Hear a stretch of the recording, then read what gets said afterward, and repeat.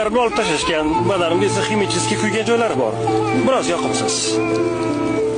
Lekin nolmayman. Chinakam og'riq qachonki qimirlasam yokida chuqur nafas olganini sezaman. Mana hozirgidek. Men tajriba quyonchasiman. Men otam ham, onam ham, singlim ham, bolalarim ham, xullas, hammasi tajriba quyonchasi bo'lishgan. Ular hammasi o'lib ketishgan. Mening qismatim shu. Biz shu uchun dunyoga kelganmiz. Quyonlar uchun bu sharafli ish.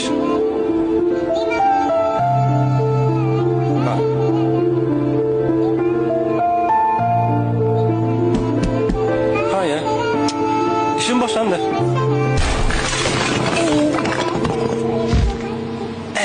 Juda ham qo'rqinchli.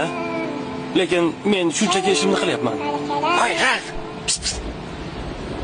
Qayerda bir yuribdi? Ha, ularmi? Ketimdan yurishibdi va qanaqadir hujjatli film olishdi. Ularni iltimos qilib bizni qutqarishsin. Qutqarsin, bu yerni olib ketsin. Men eshitdim. Okey. Menga qarang. Bu joyni kesib tashlab bo'ladi-ku.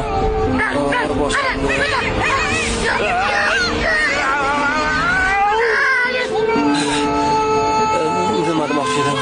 Sizlarga murojaatim hayvonlarga yoqqa qarasangiz. To'g'ri turib. Ha, uzr. Men to'g'ri turdimmi? Ha, bo'ladi. Xullas, nima demoqchi edim? Sizlarga murojaatim hayvonlarga tajriba qilib ishlab chiqaradigan kosmetika, ko'zdagi suriladigan shampunlar, quyoshga qarshi kremlar, umuman barchasi vannangizda turgan hamma kremlar, kosmetikalar. Sizlar bo'lmaganingizda men ochig'i ishsiz qolgan bo'lardim. Qayerdadir o'rmonda. Oddiy quyondek.